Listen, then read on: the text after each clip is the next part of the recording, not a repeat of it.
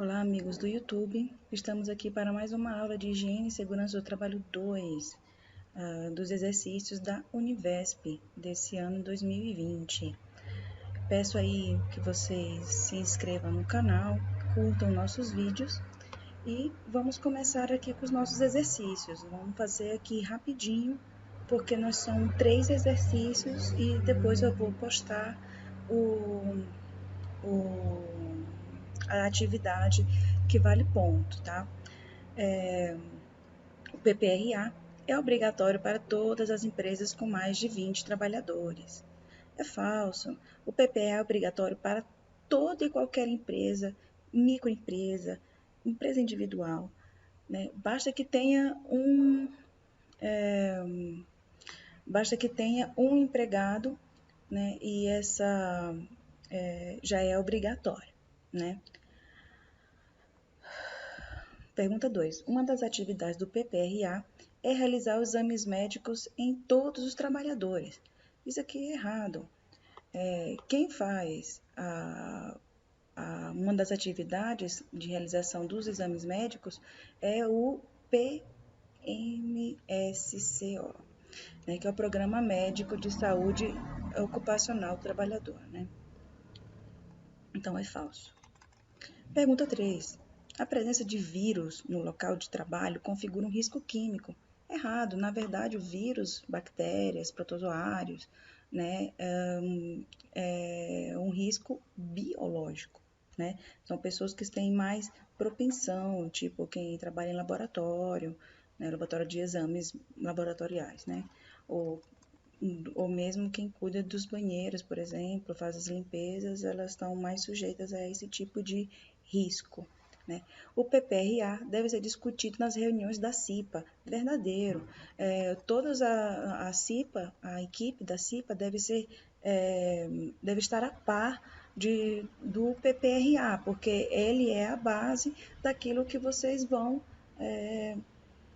tentar ajustar. Então, o PPRA ele vai indicar quais são as áreas de risco e vai indicar também quais são as mudanças que tem que ser feita, e a CIPA ela vai trabalhar em cima disso, né? Ela vai agir para poder mudar esse quadro, né? De melhorar o estado do risco, né? De iminente para probabilidade, né? O PPRA deve conter informações sobre o uso dos EPIs, equipamentos de proteção individual, pela empresa. É verdadeiro, né? O PPRA, ele, como eu falei antes, ele vai demonstrar todos os riscos que a pessoa, o trabalhador pode ter, né? Que ele é propenso a existir naquela área, naquele local de trabalho, né? Então, assim como ele vai indicar as maneiras que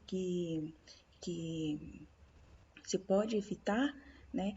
O EPI é uma das formas de evitar. O EPI e o EPC, né? Que é os equipamentos de proteção coletiva também, né? E isso tudo sim deve estar no PPRA, porque é o objetivo dele mesmo, né? Então, aqui o exercício 1 nós terminamos, né? E vamos para o exercício 2. Deixa eu ver aqui. Queria fazer uma coisa rapidinho aqui para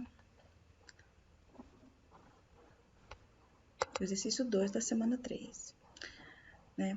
O ruído no ambiente de trabalho é classificado como risco físico. Sim, o ruído, as vibrações, frio, calor, todos esses riscos são riscos físicos, né? Porque afeta o físico do trabalhador, né? O PPRA é obrigatório apenas para as empresas de grau de risco 3 e 4. Falso. Como eu falei antes, o PPRA é obrigatório para toda e qualquer empresa que tenha um empregado registrado, né? As vibrações das máquinas são consideradas riscos ergonômicos. É falso. As vibrações também faz parte do risco físico, assim como o calor, o ruído. Então, é um risco físico, não ergonômico. o SESMET da empresa pode elaborar o PPRA. É verdade, ele pode elaborar o PPRA ou então alguém que seja um técnico de segurança do trabalho, se a empresa tiver o profissional específico, né? Se ele não tiver o profissional específico para isso, o SESMET ele pode fazer, né? A CIPA da empresa pode elaborar o PPRA. É falso.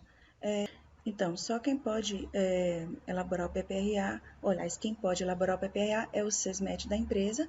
A CIPA ela não está apta para isso, né? Se não for o SESMET, pode ser o técnico de segurança do trabalho. Uma pessoa que trabalha em um consultório odontológico em contato com pacientes está exposta a um risco biológico. Sim, porque odontologia, então é o dentista, você tem a bactéria na boca, então é um risco biológico, bactérias, vírus, etc. O PPRA é o Programa de Prevenção de Riscos Ambientais previsto na NR9. É verdadeiro, né? A NR9 fala exclusivamente do PPRA, né? Aqui, o trabalhador exposto à poeira mineral de sílica pode desenvolver a doença chamada silicose. Por isso, a poeira da sílica é considerada como risco químico pela NR5. Sim, a poeira é considerada um risco químico, tanto é que aqui eu errei, mas não é pela NR5, é pela NR32. Então, nesse caso, gente, aqui é falso, tá? É tudo verdadeiro aqui essa afirmação, mas só que não é pela NR5, é pela NR32, tá? Bom, aqui a gente terminou aqui esse exercício 2 e nós vamos rapidamente para o exercício 3. São exemplos de radiações não ionizantes, exceto o raio-x. O raio-x é uma radiação ionizante, tá? Considera as afirmações abaixo sobre o ruído. Ele reduz a capacidade auditiva do trabalhador, atua sobre o estado emotivo do indivíduo, causa perda auditiva induzida pelo barulho em excesso, é causador direto de acidentes de trabalho. Então, ele não é o causador direto de acidentes de trabalho, ele é um dos vetores, né? Então, aquele trabalhador, aquele empregado, ele pode estar distraído com o ruído, ele pode ficar cansado, ele pode não ter dormido bem por conta do ruído ter permanecido não conseguir descansar o suficiente, e ele pode causar uma desatenção que pode causar um acidente de trabalho, né? Por isso que aqui eu tinha colocado que só a 4 era falsa, mas na verdade aqui ele não é que ele causa perda indutiva por causa do barulho excessivo, ele não faz isso, né? Somente quando tem ruídos muito altos mesmo, é que ele pode causar uma leve perda de audição, né? Então, somente a 1 e a 2 são as verdadeiras, tá? Ele realmente reduz a capacidade auditiva, ou seja, ele vai diminuir a perda auditiva, ele vai aumentar a perda auditiva e atua sobre o estado emocional. Como eu falei antes, a pessoa pode ficar nervosa, não pode descansar bem, então acaba afetando mesmo o, o ambiente do trabalhador, né?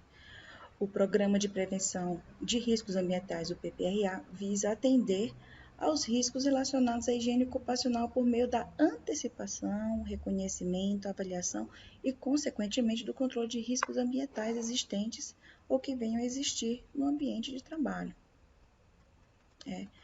A incorreta aqui nessa pergunta 4. O conhecimento que os trabalhadores têm do processo de trabalho e dos riscos ambientais presentes devem ser considerados no mapa de riscos previsto na NR5 e não necessariamente considerados para fins de planejamento do PPRA. Aqui está errado. Por quê? Porque o conhecimento dos riscos ambientais, né, eles podem ser sim colocados no mapa de risco, mas ele também deve ser feito uma reunião, um treinamento com a CIPA, né, falando sobre isso, né? E se não necessariamente considerados para fins de planejamento. Claro que ele tem que ser considerado, né? É exatamente o objetivo mesmo do PPRA, é exatamente esse, né? Pergunta 5. Deverá ser mantido pelo empregador ou instituição um registro estruturado de dados de forma a constituir um histórico técnico-administrativo do desenvolvimento do PPRA. O PPRA é um documento que ele tem que ser atualizado todos os anos, tá? Todo ano ele tem que ser atualizado. Só que a empresa é obrigada a manter esse documento por, agora não lembro se são 15 ou 20 anos, tá? Mas ele é obrigado sim a manter o registro, né, desses dados, todo esse programa. Eles são obrigados mesmo a permanecer com essa documentação. Então, sim, ele tem que manter esse histórico técnico administrativo, tá? Aqui, nós terminamos aqui os 3 exercícios de apoio dessa semana, que são muito importantes por conta da atividade que nós vamos ter, tá? Obrigado.